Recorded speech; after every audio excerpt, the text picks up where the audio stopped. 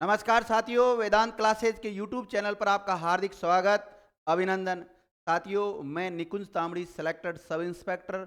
आज हम चर्चा करेंगे एसआई किस प्रकार बना जा सकता है। पहली बार में अगर कोई विद्यार्थी तैयारी करता है तो पहली बार में ही वो कैसे एसआई का एग्जाम क्लियर कर सकता है, क्योंकि मैं आपके साथ वो सभी एक्सपीरियंस शेयर करूंगा जो मैंने उन सभी को अपनाया था। जो एक्सपीरियंस है उनको तो हम शेयर करेंगे ही, साथ में आपको एक प्रॉपर तरीके से रणनीति बताएंगे कि कैसे आप पहली बार में ही एसआई बन सकते हैं। क्योंकि एसआई भर्ती विद्यार्थियों कई बार तो 2 साल में पूरी होती है, कई बार तो पंचवर्षीय योजना की तरह चलती है। क्योंकि हमारी वाली जो भर्ती थी 2016 वाली भर्ती, वो 2016 में तो भर्ती आई, 17 में पहले एग्जाम होने वाला था, लेकिन 17 में नहीं हुआ। जनवरी में होने वाला था, जनवरी में नहीं हुआ। फिर फरवरी में भी वो नहीं हुआ। फिर उसके बाद में 18 में जाके एग्जाम हुआ विद्यार्थियों, और 18 में भी कब, अक्टूबर का महीना था, अक्टूबर शायद 7 अक्टूबर 2018 को हमारा एग्जाम हुआ था। 2016 वाली भर्ती थी। फिर उसके बाद में 1 साल बाद में उसका रिजल्ट आया, और फिर उसके बाद में उसका फिजिकल हुआ, फिर इंटरव्यू हुआ, और 2021 में फाइनली जुलाई 2021 में ज्वाइनिंग दी गई विद्यार्थी। तो देखो, 2016 की भर्ती की 2021 में ज्वाइनिंग दी गई, इसका मतलब ये है कि विद्यार्थियों कई बार ये भर्ती बहुत लंबी चल जाती है। तो पहली बार में आपको ऐसा ही बनना है, तो उसके लिए जो मैं तरीका बता रहा हूँ उस तरीकों को आप फॉलो कर लेना। 100% मैं गारंटी लेता हूँ आप पहली बार में एसआई की सीट को निकाल लोगे। देखिए, पहली बात तो आपको ये ध्यान रखना है कि जो एसआई की भर्ती आती है वो लिमिटेड सीट होती है। जैसे 700, 800, 900, 1000 के आसपास होती है, और वो भी अलग अलग कैटेगरी में बढ़ जाती है। तो आपके दिमाग में एक चीज़ होनी चाहिए, मुझे तो केवल एक सीट, क्या चाहिए, एक सीट चाहिए। पहले मैं थोड़ा सा इसका परीक्षा के बारे में थोड़ा सा बता देता हूँ, इसका तरीका क्या रहता है। तो इसमें 3 चरण होते हैं साथियों। कितने चरण होते हैं? 3 चरण होते हैं। जो पहला चरण होता है वो लिखित परीक्षा होती है। क्या होती है? लिखित परीक्षा होती है। और जो लिखित परीक्षा है वो भी 2 भागों में बटी हुई रहती है। एक तो हिंदी का पेपर होता है, और एक जीके का पेपर होता है। क्या होता है? जीके का पेपर होता है। जीके में मतलब आर एस प्री का जो सिलेबस है लगभग सेम सिलेबस रहता है, कोई एक पॉइंट आगे पीछे हो जाते हैं। वैसे पुराना जब सिलेबस था उसमें से किसी प्रकार का कोई चेंज नहीं था। और जो हिंदी है, हिंदी विद्यार्थियों इसके 100 क्वेश्चन आते हैं, अर्थात एक क्वेश्चन 2 नंबर का होता है, तो 200 नंबर की हिंदी। और जो जीके है, जीके के भी 100 क्वेश्चन आएंगे, और एक क्वेश्चन 2 नंबर का होगा तो ये भी 200 नंबर का। यानी कि पहला जो चरण है लिखित एग्जाम का है, ये 400 नंबर का हो जाता है। कितने नंबर का हो जाता है? 400 नंबर का हो जाता है। फिर जब आपके लिखित परीक्षा में अच्छे नंबर आते हैं तो आपको द्वितीय चरण के लिए बुलाया जाता है, जिसमें आपका फिजिकल होता है विद्यार्थियों। शारीरिक दक्षता का उसमें एग्जाम होता है आपका। तो शारीरिक दक्षता दक्षता का हो जाएगा यहाँ पर, शारीरिक दक्षता का परीक्षा हो जाती है आपकी। दक्षता चेक होती है कि आप फिजिकल फिट है नहीं, जैसे हाइट, चेस्ट। और हाइट चेस्ट वगैरह इस समय नहीं होते हैं। इस समय तो केवल आपके कुछ पुरुष के लिए अलग होते हैं, महिलाओं के लिए अलग होते हैं, एक्स सर्विस मैन के अलग अलग इवेंट्स होते हैं। क्या इसका फिजिकल वाला रहता है वो तो मैं हमारे जो टेलीग्राम ग्रुप है उस पर डाल दूंगा, पीडीएफ डाल दूंगा पूरी, मतलब जो सिलेबस के अकॉर्डिंग कौन कौन से इवेंट्स होते हैं। क्योंकि महिलाओं के लिए अलग होता है, पुरुषों के लिए अलग होता है। वैसे नॉर्मल फिजिकल होता है, ज़्यादा कठिन नहीं होता है। फिर उसके बाद में जो अगला चरण होता है, वो अगला चरण क्या होता है? इंटरव्यू होता है। और इंटरव्यू होता है साथियों 50 नंबर का। कितने नंबर का होता है? 50 नंबर का होता है। और जो शारीरिक दक्षता वाली जो परीक्षा है ये 100 नंबर की होती है। कितने नंबर की होती है? 100 नंबर की होती है। लेकिन फाइनली जो मेरिट बनती है वो इन दोनों के आधार पर बनती है। यानी कि 450 में से मेरिट बनती है। कितने में से बनती है? 450 में से मेरिट बनती है।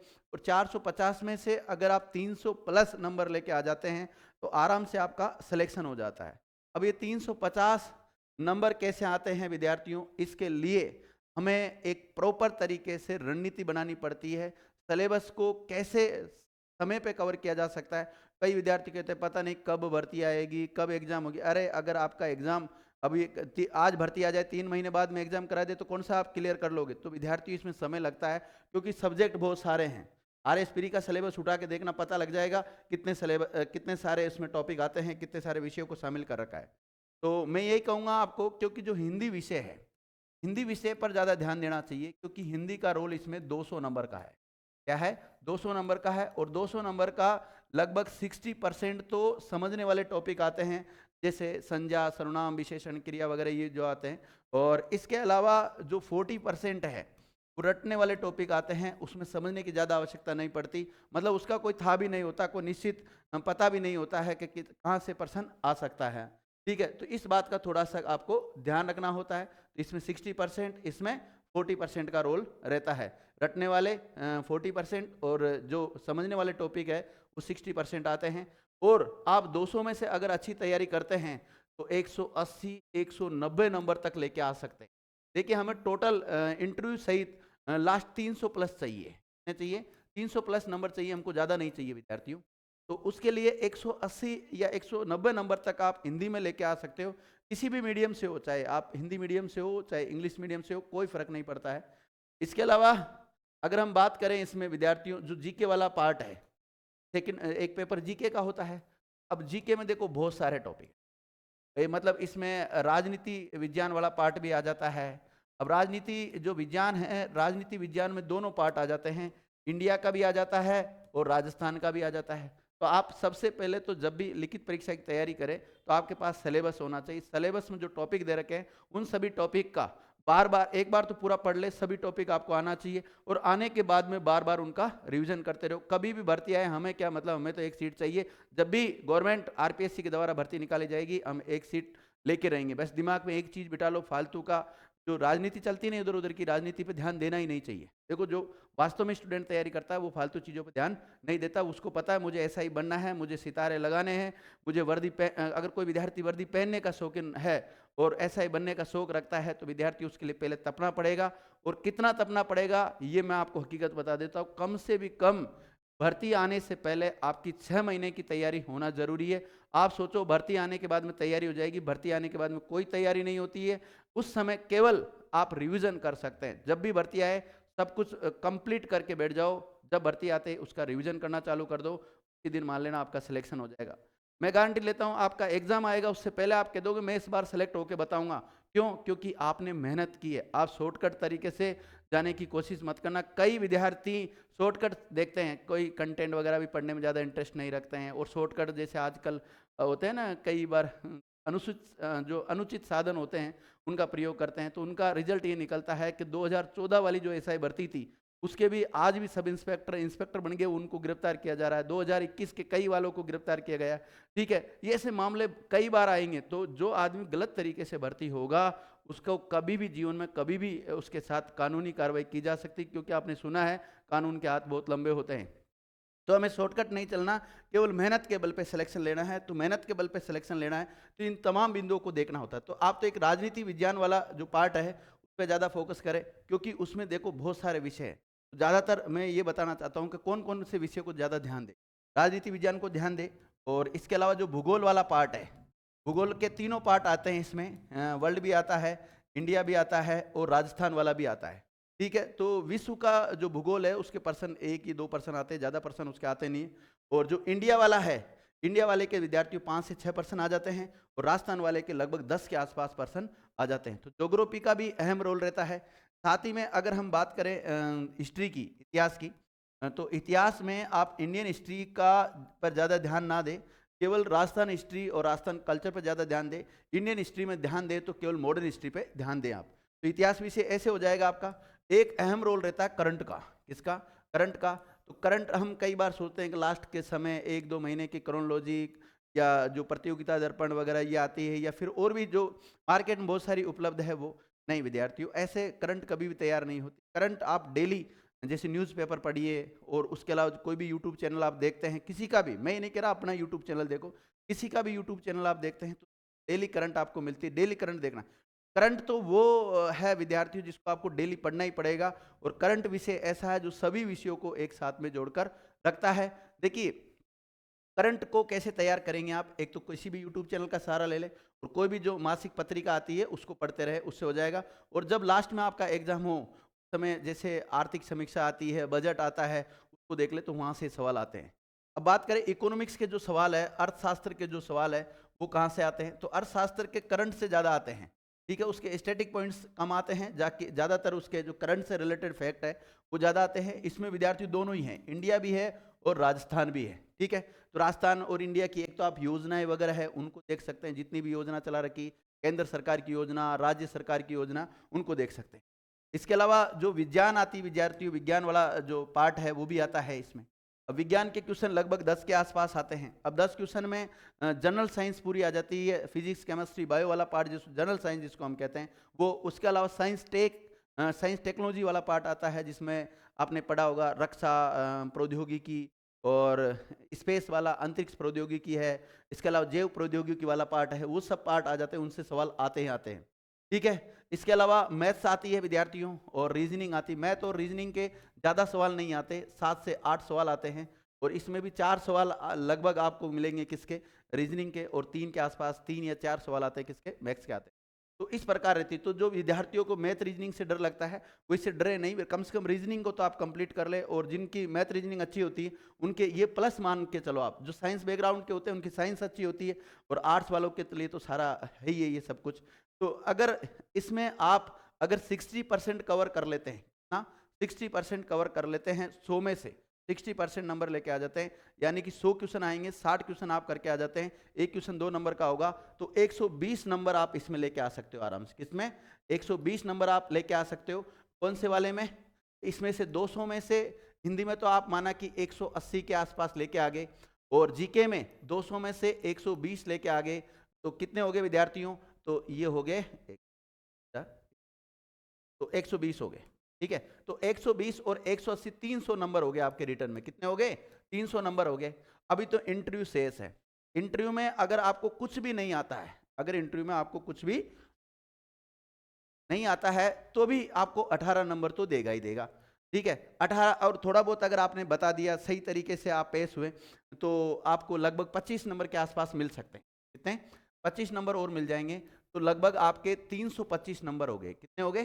325 नंबर हो गए। विद्यार्थियों, क्यों जो अनुचित साधन होते हैं उनका हम क्यों यूज लें, उनको क्यों हम किसी को रिश्वत दें? क्योंकि रिश्वत, देखो, भ्रष्टाचार को बढ़ावा हम ही देते हैं। जब अभ्यर्थी अगर को जरूरत ही नहीं है किसी प्रकार से इस प्रकार अनुचित साधनों की, तो फिर हम क्यों करेंगे ऐसा? हम तो मेहनत के बल पे लगेंगे ना, नौकरी क्या दिक्कत है? अब 325 नंबर आ गए विद्यार्थी। कितने आ गए? 325। बताओ कौन सिलेक्शन होने से रोक सकता है आपका? और जैसे सिलेक्शन हो जाएगा विद्यार्थियों, तो आपके कंधों के ऊपर 2 तारे इधर लगेंगे, 2 तारे इधर लगेंगे। टाइट वर्दी पहनना आराम से, और बुलेट पे बढ़िया निकलना। मार्केट में जब निकलोगे तो लोग बाग देखेंगे कि थानेदार जा रहा है, लोग बाग देखते रह जाएंगे। आपके जो दुश्मन है उनकी आंखें फटी की फटी रह जाएगी, वो कुछ भी नहीं बोल पाएंगे। और देखिए विद्यार्थियों, जिस दिन आपका सिलेक्शन हो जाएगा ना, जो लोग आपसे जेलस की भावना रखते हैं, जो भी जेलस की भावना रखते हैं, वो जबरदस्ती आपके मतलब फ्रेंड बन जाएंगे। आपके दूर दूर के रिश्तेदार भी ये कहने लग जाएंगे, अरे वो तो मेरे मिलने वाला, ला अभी फोन करता हूँ 2 मिनट में। तो बहुत एक ऐसी अच्छी फीलिंग आएगी आपको, मतलब एक ऑफिसर आप बन जाएंगे। और उसके लिए देखो किया क्या आपने, केवल पढ़ाई तो की है। ठीक है। अब एक सवाल ये है कि सर, कोई भी विद्यार्थी कमेंट करके कह देता है, सर मैं भी क्या एसआई का फॉर्म भर सकता हूँ क्या? अरे भाई देख ले, तेरी ग्रेजुएशन होगी है या फाइनल में अगर तू चल रहा है, अपीयर चल रही है, तो भर सकता है। इसके अलावा आपकी 21 वर्ष की एज होना भी जरूरी है। 21 साल की, या अगर अपीयर में है तो भी आप भर सकते हैं। ठीक है। इसके अलावा कोई कहता है कि सर इसमें एनसीसी के नंबर मिलते हैं क्या? बिल्कुल नंबर मिलेंगे, लेकिन वो इंटरव्यू में मिलते हैं, वैसे नहीं मिलते सामान्यतः। क्या नेशनल स्पोर्ट्स के मिलते हैं, खेल का कोई सर्टिफिकेट होता है तो उसका भी मिलता है।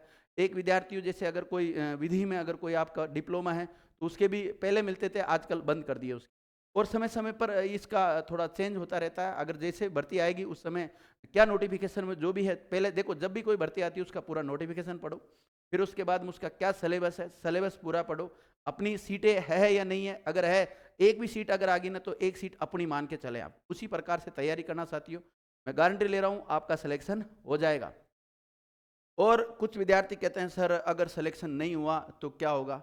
तो साथियों, आपने एक बहुत अच्छी शायरी सुनी है, एक मोटिवेशनल शायरी है कि चलता रहूंगा पथ पर, चलने में माहिर बन जाऊंगा, या तो मंजिल मिल जाएगी या एक अच्छा मुसाफिर बन जाऊंगा। और कई बार कहते हैं कि अरे यार, जैसे आपके मित्र वगैरह भी कहते हैं, अरे ये क्या थानेदार बनेगा, थानेदार ऐसे थोड़ी बन जाते हैं, थानेदार के लिए बहुत ज़्यादा मेहनत करनी पड़ती। ऐसा कुछ नहीं है विद्यार्थी। देखिए, मैंने दोनों पोस्ट लिए, कांस्टेबल वाली पोस्ट भी मैंने ली है और एसआई वाली पोस्ट भी मैंने ली है। मैं ये कहता हूँ कांस्टेबल से सरल है एसआई बनना, ये बात की, क्योंकि मैंने दोनों एग्जाम दिए हैं, दोनों क्लियर किए हैं, तो मुझे पता है। ठीक है। तो अगर आप एक टीचर के नाते मेरे पे विश्वास करते हैं तो मैं कह रहा हूँ कांस्टेबल से सरल एसआई बनना है, आप एसआई पे ज़्यादा फोकस करें। हाँ ठीक है, अगर आप जॉब नहीं मिल रही तो किसी भी जॉब की तैयारी करें, वो अलग मैटर है, लेकिन केवल अगर आपको एसआई बनना है तो जिस तरीके से हम आपको बता रहे हैं वैसे आप कर लीजिए। अब बात करते हैं मुद्दे की विद्यार्थियों। मुद्दे की बात क्या है वो मैं बता देता हूँ कि अगर आप जैसे हमसे ऑफलाइन पढ़ना चाहते हैं अजमेर में रहकर, तो आप एक काम कर सकते हैं। हमारी जो कोचिंग संस्थान है वेदांत क्लासेस अजमेर के नाम से हमारी ऑफलाइन कोचिंग संस्थान है। हमारी 2 ब्रांच चलती है, राम भवन शास्त्री नगर के पास है एक तो, और एक किशनगंज में है, रेम्बल रोड पर है। तो हमारे इंस्टीट्यूट है, उसके अलावा हमारी 2 लाइब्रेरी भी है, वेदांत नाम से 2 लाइब्रेरी संचालित है। इसके अलावा गर्ल्स बॉयज़ हॉस्टल भी हमारे पास है। तो जिसका भी आप फ़ायदा लेना चाहते हैं हमसे, वो आप फ़ायदा ले सकते हैं साथियों। ठीक है, मतलब सारा एक पूरा प्लेटफॉर्म हमने तैयार कर रखा है। जो विद्यार्थी सीरियस होकर तैयारी करना चाहते हैं उनके लिए प्रॉपर तरीके का चैनल हमने तैयार कर रखा है। और इसके अलावा जो दूर दराज के विद्यार्थी है वो अगर ऑनलाइन शिक्षा प्राप्त करना चाहते हैं तो वो हमारे यूट्यूब चैनल से, हमारे एप्लीकेशन से जाके शिक्षा प्राप्त कर सकते हैं साथियों। ठीक है ना। तो कभी भी आप ये मत सोचना कि यार मैं ऐसा ही नहीं बन सकता। आप स्टार्टिंग में ऐसा ही की तैयारी करेंगे तो लोग बाग आपके लिए हंसेंगे, यार दोस्त भी हंसी मजाक बनाएंगे। लेकिन आपने सुना है दोस्तों कि जिस जिस पर भी दुनिया हंसी है, जिस जिस पर भी जग हंसा है, उसी ने ही इतिहास रचा है साथियों। और इसी के साथ ये जो जानकारी है उम्मीद कर रहा हूँ आपको पसंद आई होगी। Thank you.